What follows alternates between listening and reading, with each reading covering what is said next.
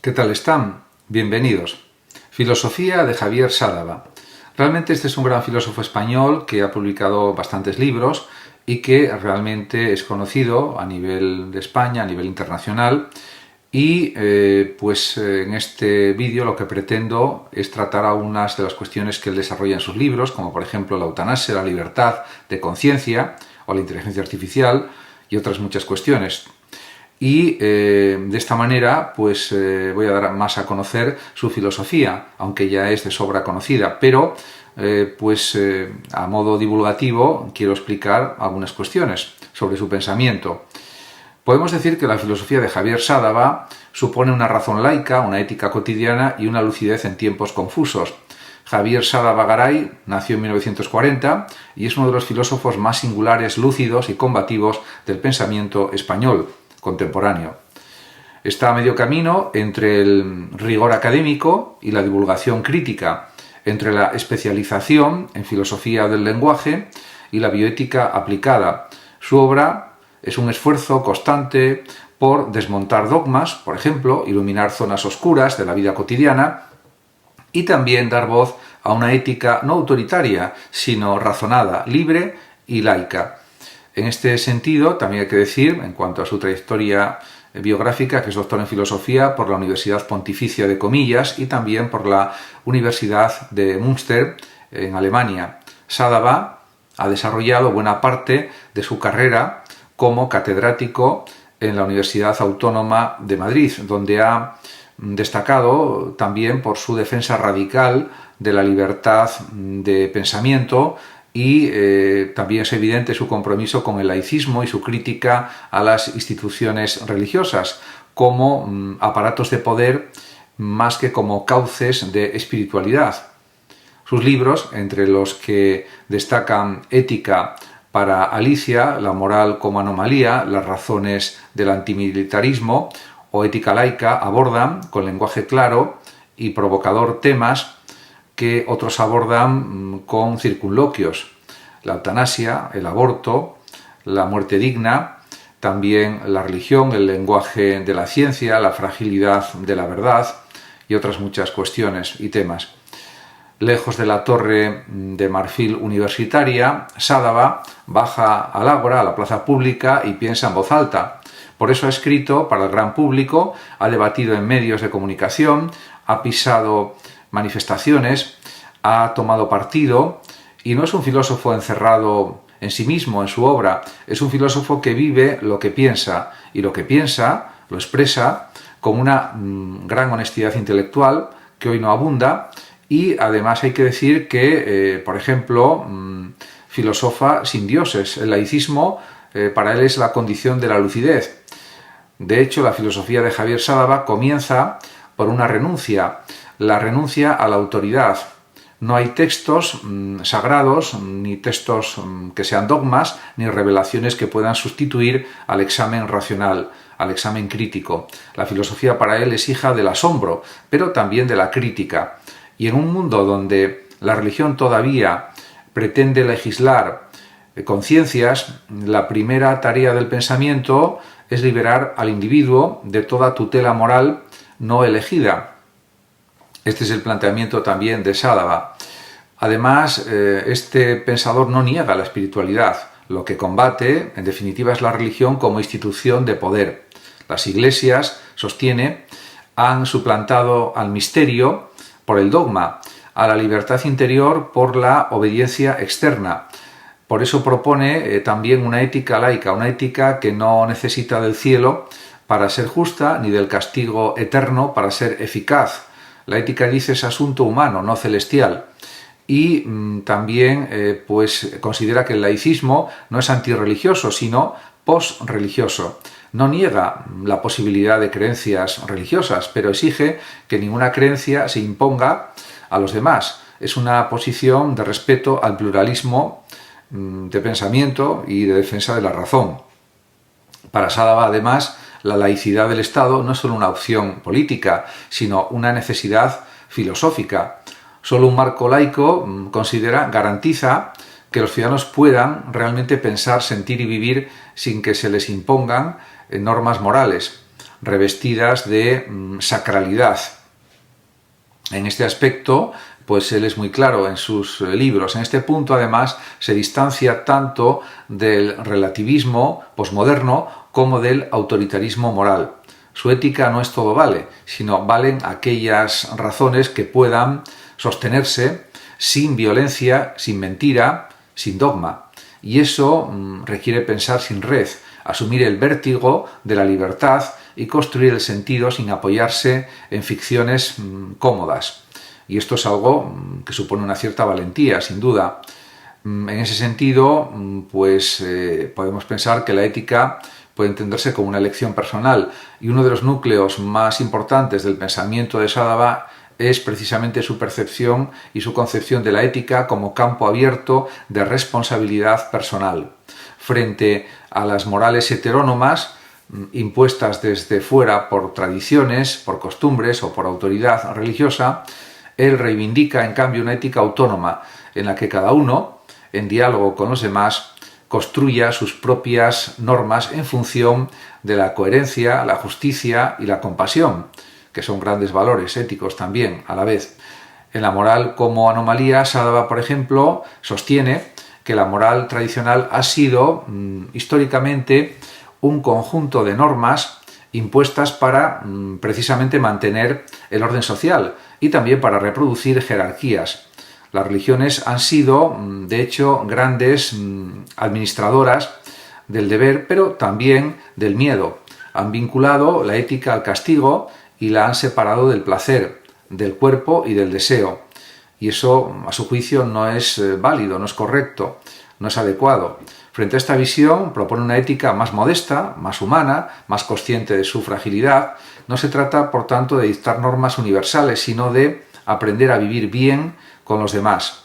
Una ética de la proximidad, podríamos decir, del respeto, de la compasión racional.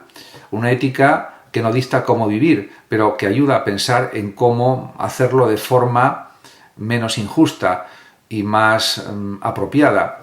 Su propuesta ética, por tanto, es situacional, contextual, antifundacionalista. Rechaza los grandes sistemas cerrados, los imperativos categóricos abstractos y también la moral de máximos teológicos. No pretende tampoco salvar el alma, sino cuidar la vida. No quiere fundar la verdad, sino evitar el sufrimiento evitable. Y esto también es algo muy importante. En cuanto a la bioética aplicada, si pensamos en la eutanasia, el aborto y la muerte digna, donde la filosofía podemos decir que también interviene de una manera muy directa, Sadava se vuelve, diríamos, cada vez un pensador que trata estas cuestiones de forma más concreta, más viva, más urgente. De hecho, ha sido uno de los grandes defensores del derecho a morir dignamente, de la despenalización del aborto, del derecho de los pacientes a decidir sobre su cuerpo. En estos temas su postura es radicalmente clara. La libertad de conciencia debe prevalecer sobre todo y sobre toda norma moral impuesta. En cuanto a la eutanasia, Sadava ha escrito con una claridad demoledora y afirma que obligar a alguien a vivir en condiciones de sufrimiento insoportable contra su voluntad es una forma, desde su planteamiento, de tortura institucionalizada. El Estado no puede arrogarse el derecho a decidir cuándo una vida es digna de ser vivida o no. Esa decisión, según Sadava, pertenece en última instancia al individuo y en ese sentido así se manifiesta.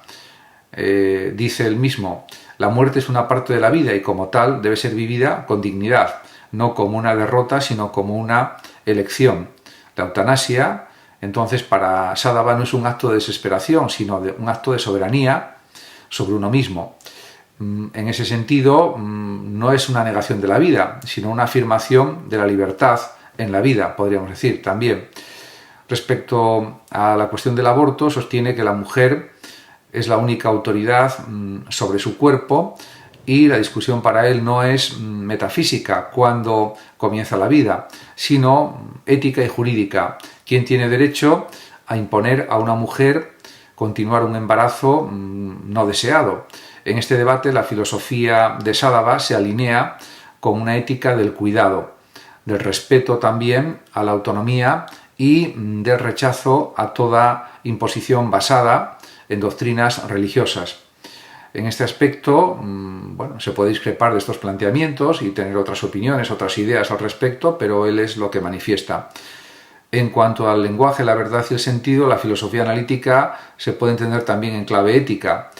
Aunque conocido por su trabajo en ética y bioética, Sadava se formó originalmente en filosofía del lenguaje y en lógica, y su pensamiento está profundamente marcado por la tradición analítica. Es admirador de Wittgenstein, ha explorado también cómo el lenguaje no solo nombra el mundo, sino que también lo construye, lo interpreta y lo valora. Y en este aspecto, en este marco, la verdad no es un espejo de la realidad, sino una forma de uso del lenguaje en contextos determinados. Además, el error, el malentendido, la ambigüedad no son anomalías del lenguaje, sino parte constitutiva del mismo. Por eso, en cuestiones éticas, no hay respuestas únicas, sino interpretaciones razonadas, argumentos que deben sostenerse públicamente y resistir también el examen crítico, y en ese aspecto la filosofía puede considerarse que no es un sistema cerrado de respuestas, sino un ejercicio continuo de clarificación, de análisis conceptual también y de aclaración conceptual. Esta concepción wittgensteiniana de la filosofía como terapia del pensamiento recorre todas sus obras. Por ejemplo, en su análisis de términos, como por ejemplo alma, Dios, verdad o dignidad, Sadava muestra también que muchas discusiones morales están realmente atrapadas en confusiones lingüísticas, confusiones semánticas, y por tanto es necesario liberar el lenguaje, liberar el pensamiento de estos problemas, de estas confusiones. También hay que decir que la libertad de conciencia para Sadava es el corazón de la dignidad humana. Uno de los principios más reiterados por este pensador es el de la libertad de pensamiento y de conciencia frente a las morales dogmáticas, frente a los intentos de imponer una sola forma de vida buena. Él defiende, en cambio, el derecho de cada individuo, de cada persona, a construir su propio proyecto vital, en diálogo con los demás, pero sin coacción de ningún tipo, con toda la libertad. Este principio, además, tiene consecuencias evidentes y prácticas. El Estado debe garantizar que nadie sea obligado a actuar contra su conciencia, contra su voluntad, pero también que nadie imponga su conciencia a los demás.